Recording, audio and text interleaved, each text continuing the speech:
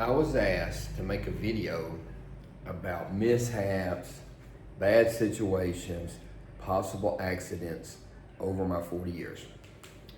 Now, to start with, let's start at the beginning. When I was a little boy, 8, 10 years old, my sister would take me to the airports on Sundays and we would watch the planes land. So that made me interested in airplanes. When I went to college, there was a missionary pilot that had a little 172, and he would take me flying on the weekends. When I got back home, I started taking lessons. I spent all my money taking lessons. I was working in a lumber yard all day, and I would write one thing on my hand and study it all day. So that way, I was learning while I was working. I would get off work, I would drive to the airport, and I would fly. That's the way I got started flying. After I got my flight instructor's license, I was just flying, doing all the flying, teaching everybody I could. I actually bought a little 172, which I wish I would have kept because it would have been worth a lot of money, but I didn't. But anyway, I started giving lessons, and I was flying these businessmen, and I flew for these guys. They had a 172, a 210, and a 414. And I guess I flew 500 hours in that 210. And that was one of my best experiences because it was an older 210 with analog gauges, and the autopilot didn't work. I hand flew that plane everywhere we went. I hand flew the approaches, hand flew it across the country. I actually flew an airliner to California with the owner to pick it up, and me and the owner flew back. It's one of them owners. He was screaming and hollering in the airplane. We were flying, and the controllers were saying, "There's ice here, ice here." Everybody was complaining about ice. I says, "Look, I'm not gonna fly in ice." So we landed. I remember it was Blythe, California. And he got on a citation jet that happened to be going to Memphis and caught a ride. He said when they landed, he said they fought ice the whole time. And when they landed, that plane was covered in ice. I made the right decision. So he was mad at first, and then he kind of halfway apologized. Anyway, I got that plane home, and we flew at 500 hours. I remember we went up in Kansas one time. It had two owners, the good owners and the bad owner. We went up in Kansas one time, and I told the guys, I says, "Look, you need to be back by 1 o'clock because there's going to be an ice storm, and we ain't leaving if there's an ice storm." They got back at 1:15. There was ice everywhere. There was ice on the rails, ice everywhere. So they said, "Fine, we'll just spend the night." So we did. So that was my early experience and my first experience with a bad owner. So then I was teaching a man and a wife that bought a 172. The problem with this 172 is it was 150 horsepower, where most of them are 180, so it was really weak. So it's really a two-person airplane. And me and the man was doing touch and goes one day, and I told him to do a go-around. Now when you do a go-around, full power, nose up, bring your flaps up. But if you've got electric flaps, you just move the handle up. And if they move the handle up to dump it, it takes 7 seconds. So I can reach over there and move it back down. But we were probably 100 foot above the runway in a 172 that's 150 horsepower. I said, "Go around." So he's got manual flaps. So he takes that flaps from full all the way down. I said, "Whoa," and went, bam, slammed the runway. That was the very first little mishap I ever had. I learned a big lesson on that with the manual flaps. Now, I had another guy. He was a Northwest mechanic, and he had his private license, and he would buy these old 172s for his son to fix up. He kept the 172 at Millington, 12,000 foot runway. And when I taught the boy, I've always made him go all the way to the end of the 12,000 foot runway. It only takes another 2 minutes. That way, if you lose your engine or have a problem, you can take off and land. I taught the boy to fly. He went out there one day. He was taking off in the middle of the runway. So he took his 12,000 foot and made it 6,000 foot. And he took off in the middle of the runway one day and the engine quit. Well, he didn't have any room left and he crashed into the trees upside down, tore the plane up, but it didn't kill him, but he learned a lesson. When he saw me, he said, "Don't even say it. I know. I should have took off at the end of the runway." There's nothing as useless as a runway behind you unless you're on fire. So that was a mishap, but it didn't really affect me.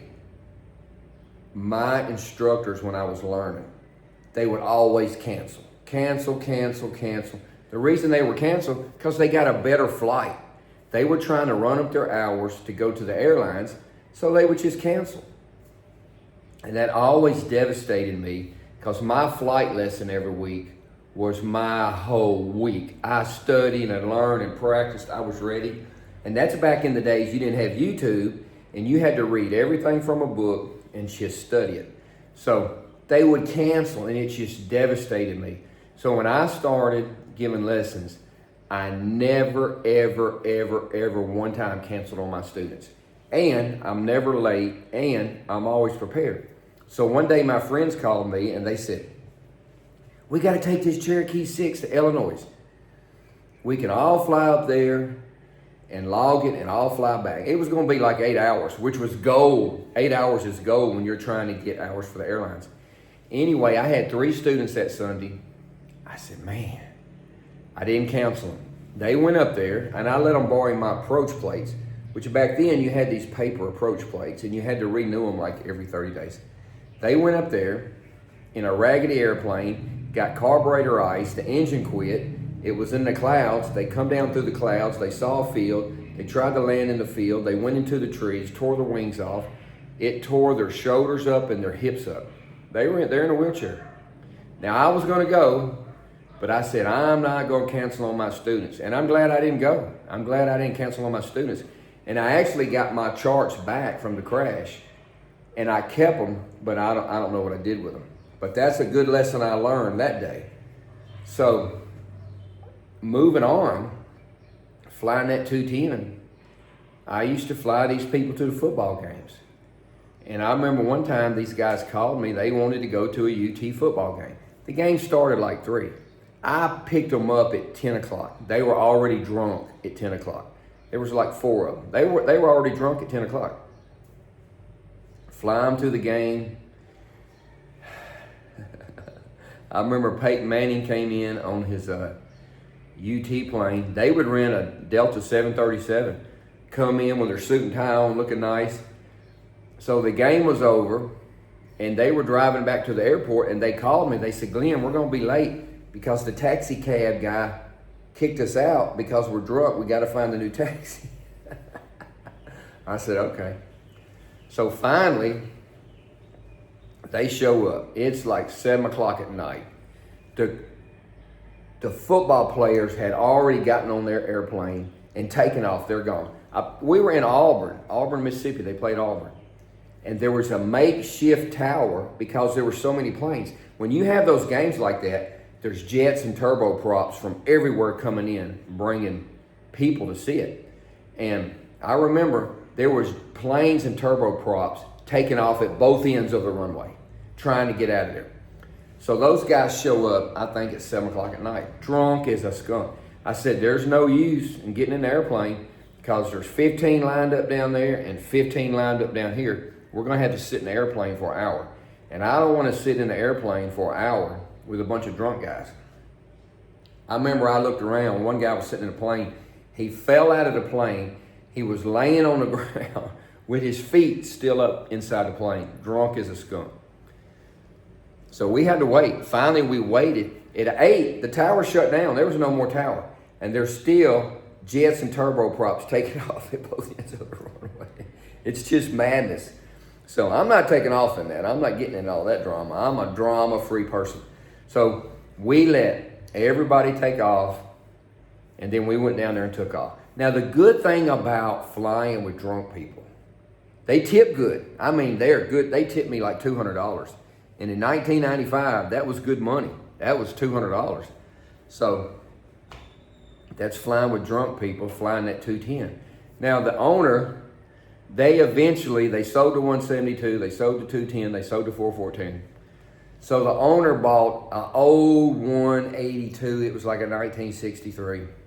He was millions of dollars, but he was just so cheap. He bought this plane. And he wanted me to fly him down to Marathon, Florida. Oh my God. So I did it. He had 3 dogs in the plane. We flew down there. And he was in the left seat, I'm in the right seat. I'm just kind of being the flight instructor. So we come to an airport with multiple runways. And he couldn't figure out the runway and just came unglued in the plane.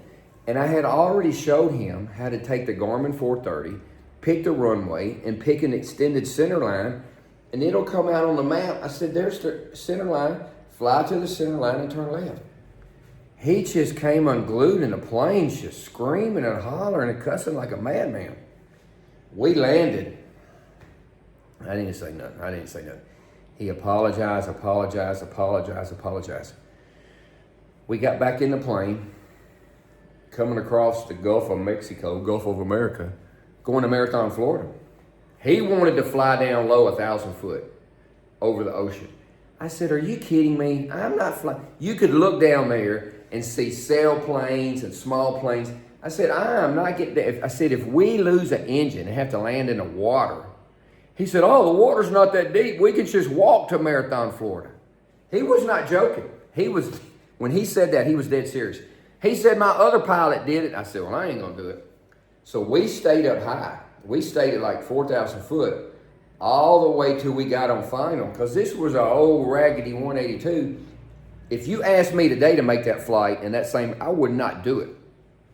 So we stayed up high, got a long approach, kind of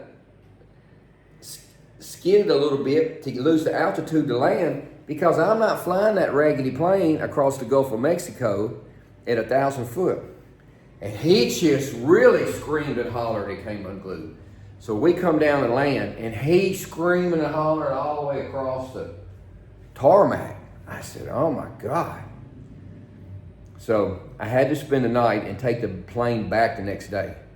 So we were staying at his house on the beach, in Marathon, Florida. That's how rich he was.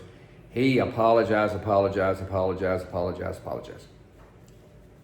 And the same guy, a couple of months earlier in the 210, he got in the plane screaming and hollering about stuff. And we would land, he said, I won't fly up front anymore, I'll sit in the back. But after that marathon ordeal, I told him I will never, ever, under any circumstances, ever get in a plane with you again. And I never did. I flew that plane back, and I never got in a plane with him again. Now, he's a nice guy. Me and him are friends. I like him. But I'm not getting in a plane with him anymore. And he apologized. He called me like 2 months later. He sold that plane. And he said when they did the pre-buy, it was only flying on, I think it's either 8 cylinders or 6 cylinders. But one of the cylinders was totally not working at all. And there was another one that was barely working. He says, Glenn, you made the right decision when we flew over the Gulf of Mexico, because that plane was only working. Two of the cylinders were not even working. He says, you was right about flying high until we got to the final. So I got done with that guy. So that was almost a mishap. Now, those were bad owners and bad planes and good planes. But I didn't know any better when I was young. I was young and I was flying as much as I could. Now, as we move on up, I started getting in the jets. Now, when I was flying these jets, I was flying with top-notch pilots. They had flown for the airlines that were just excellent, nice, good teachers. Just wonderful experience, wonderful. So as I got a little older, I got on with this 135 company. Nice airplanes, everybody's nice, it was just unbelievable how nice and much fun it was. I said, something has got to be wrong here. Now this was back in the airline shortage. There were no captains. You could get first officers every day. Every Monday they ran a class and they got a fresh crew of first officers, but they couldn't get captains. So the captains knew they ain't getting fired for nothing. And they would hire these old guys. And these old guys couldn't do the FMS and the electronics on the airplane. But all these young FOs could, because they grew up playing with computers, and these old guys, they can't work their VCR. You know, that's how bad it was. So I got along with everybody. I'm nice to everybody, and I still get along with everybody. So they would put me with the goofballs. There was 3 goofballs, and a lot of FOs said, I'm not flying with the guy anymore. Don't ever put me with him. I will not fly with that guy. So I said, I'll fly with him. I'll fly with him. So this one guy, he was really old. He took off in front of another plane twice and made him do a go-around. We got cussed out on the radio. He took off once in North Carolina, and he didn't do the right procedure. We got yelled at by the controller. Once in Canada, I was flying. He was doing the radio. He put the wrong frequency in. We flew 45 minutes over Canada at 500 miles an hour at 40,000 feet and didn't talk to anybody until he realized he was on the wrong frequency. Another day, we landed at a tower-controlled airport in Canada. He was on the wrong frequency. He didn't talk to anybody. He said, oh, this airport doesn't have a control tower. We landed, and a guy pulled up in a pickup truck, and they said, the tower wants to see the captain right now. Another time, we landed in Canada with 2 very prominent basketball coaches. I'm not going to say who. We landed. He didn't put the defoggers on. All the windows were fogged up. We were so fogged up we couldn't see the taxi. He was still taxiing.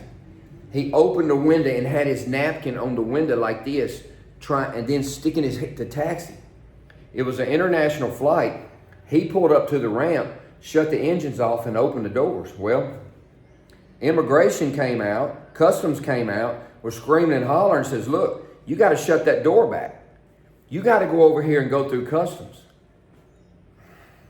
So we had to shut the door, start the engines, and taxi over to customs. We were flying one day, and he always wanted me to do the FMS. If I'm flying, I do the FMS. If he's flying, I do the FMS. And I finally realized he can't do that FMS. So we was flying one day. I said, I'm going to let you do the FMS today. I knew he couldn't do it. So the controller said, citation 1, 2, 3, 4, you're off course. They called us 3 times. He couldn't get it on. He didn't know how to go direct. And I said, I'm going to give you 5 minutes and 3 tries, and then I'm going to fix it. He couldn't fix it. I exposed him. He could not do it. We were off course. The controller called 3 times. We were in a jet. We were off course. So finally I realized he can't do it. A lot of people complained about him. So he had to go and fly with the chief pilot for a week. But he ended up, we landed one time, and I showed you how to brief the landing, brief the taxi. I said, we're going to land, and we're going to go down and get off on Delta. We had some people in the plane. He landed, and he went into Bravo. I said, why did you go? You go to Delta. That's where we're going. Oh, he pulled into Bravo. It's full of planes. He didn't have room to turn around. And he turned it around in there and almost hit a couple planes. And I told him, I said, when we get out of this plane, I'm never getting another plane with you again. Finally, we got down there, and the owner knew where to go because he's been in there before. He come up to the front. He says, where are you going? You don't go here. You got to go down there. I said, I'm telling the guy. He didn't want to listen. He was one of those old school flaps up, gear up, shut up. He didn't want the FO to say anything. That's that same old guy. I could do an hour telling stories about him. Now, he ended up landing. I don't remember if he had the parking brake on or put the brakes on too hard, but he ended up tearing up an airplane. And he, of course, he got fired for that. There was another guy. We came back from somewhere, and we had to land at the main airport, get a rental car, and drive to the office. It's like a 3-hour drive. And he's done it numerous times. I've only done it twice. He kept getting lost and making the wrong turns. He's looking at his GPS. So finally I realized he don't know where he's going. He can't see the signs, and he can't see his GPS to know where we're going. So finally I had to drive us there. I didn't think nothing about it. So I flew with him 2 or 3 times. And I remember one time we were landing VFR in the pattern. You can look out the window and throw a rock and hit the runway. And the tower said, do you have the runway in sight? I said, yeah, we have it in sight. He said, clear to land. He didn't see the runway. I'm like, how can you not see the runway? It's right there. How do you not see it? When we got on the ground, he was angry with me. Why did you say we had the runway in sight? I didn't have the runway in sight. I mean, how can you not have the runway in sight? I mean, I'm looking clear at it. I realized that he couldn't see. That's why he was missing the signs trying to get to the office. That's why he couldn't see the land. So one day we go to lunch, and he went down 3 one-way streets. Big sign, one way, do not enter. He went into 3 of them. I'm like, this guy can't see. So one day we were taxiing, and I set him up. I said, do you see the guy down there in the red shirt with the flags doing this right here? He says, yeah, I seen him. There was no guy there. He said, yeah, I seen him. And that's when I knew that guy couldn't see. So the old guy, I told him, I'm not flying with that guy anymore. That guy there that couldn't see, I told him, I'm not flying with him anymore. And there was another younger captain. He was a super nice guy. But he would get in the plane, and he would take sticky notes and put them all over the windshield. Then he would go to sleep. I didn't care. I'd fly it and do everything anyway. So sometimes he would have anxiety.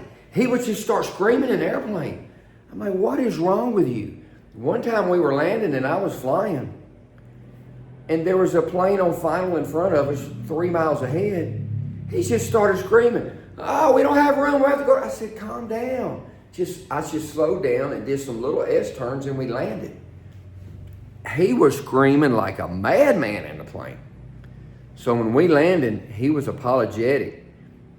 And he called me on the phone that night. I didn't even answer the phone. I've had all the drama I can stand from some of these jackasses.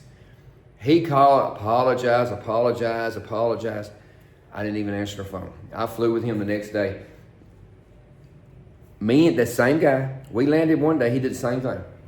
I'm telling him my job is to hold up the taxi, write down the instructions, and make sure he taxis the right way. I said, no, don't turn, go straight. He went all the way down on a cargo ramp with passengers in the plane. And we're down there circling and coming back. And the passengers know. I mean, they know that they can look out the window and see we're making circles in the ramp, you know. I said, listen to me. I showed you on the iPad how you can look at the taxi and draw exactly what they told you to do. Just wouldn't listen. Some people don't want to listen. That same guy, we were in Miami one day. I think we're going to White Plains, New York. It's like 35 waypoints you got to put in the GPS. I had half of them in. He came to me. Oh, there's a lot of luggage. Help us with the luggage.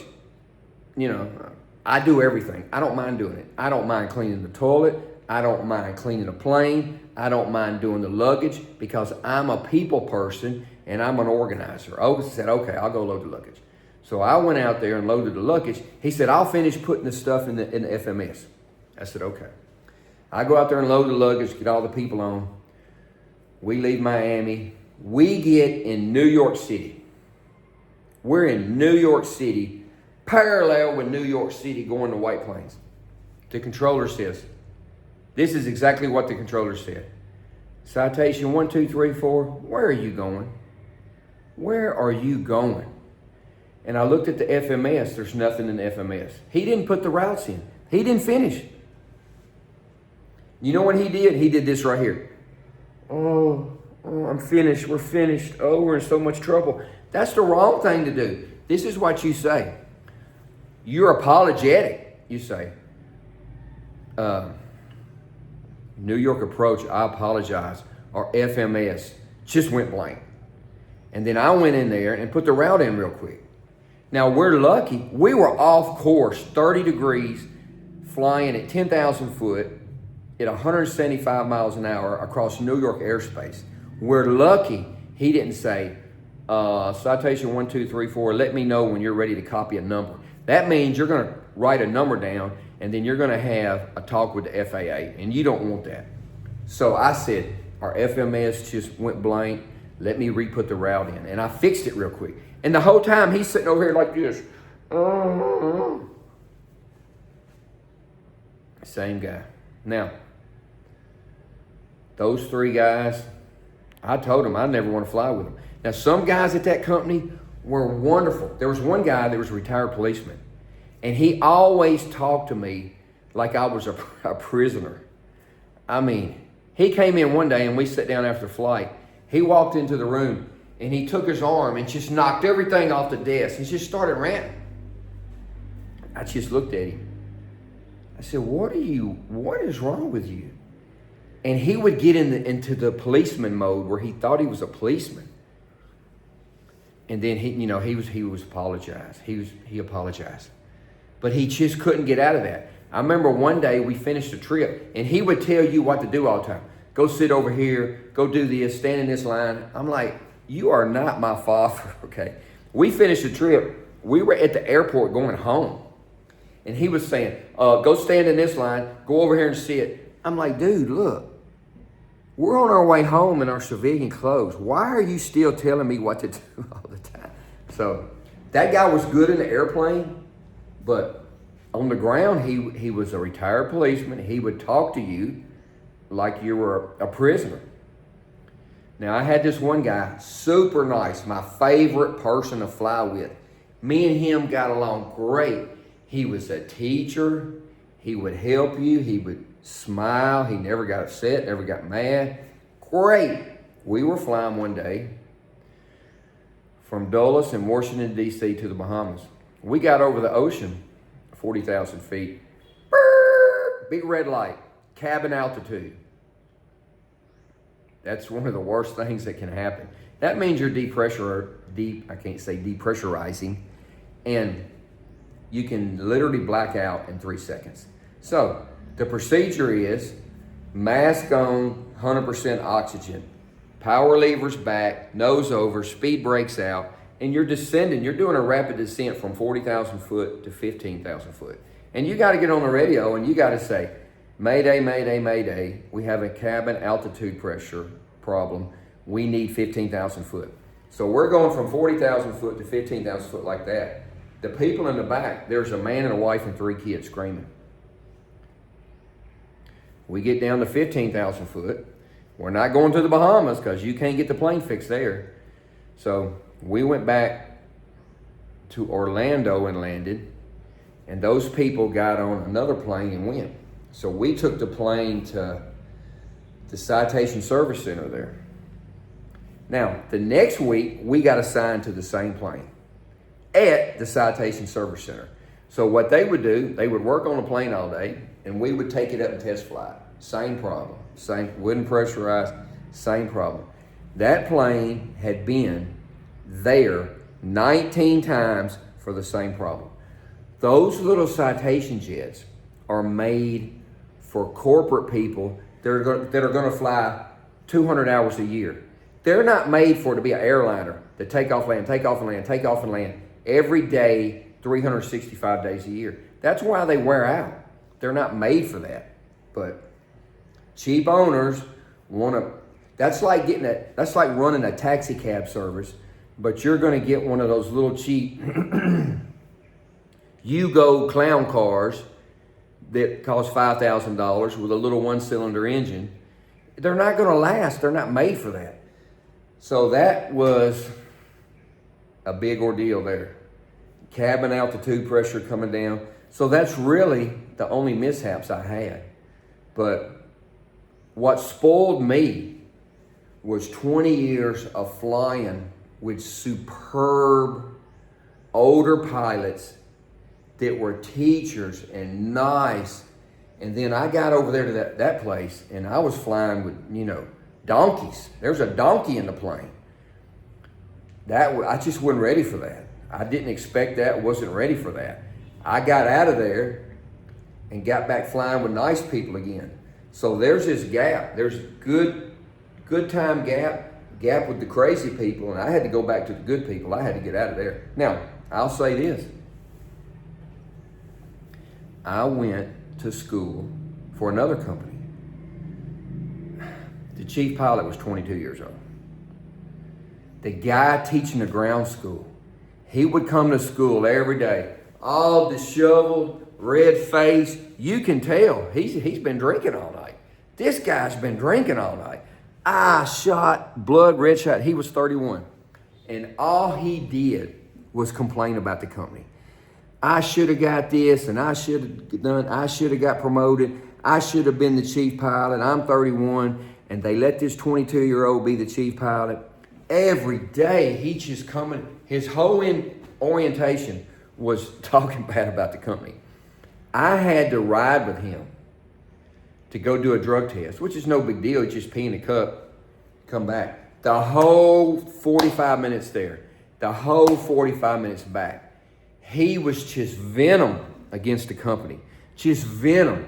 This is wrong, this is wrong. They did this right. And the funny thing about the orientation class, he would spend an hour or two. There's one thing I'll never do. I'll never fly with a drunk pilot, or if a pilot smells like beer, or if a pilot.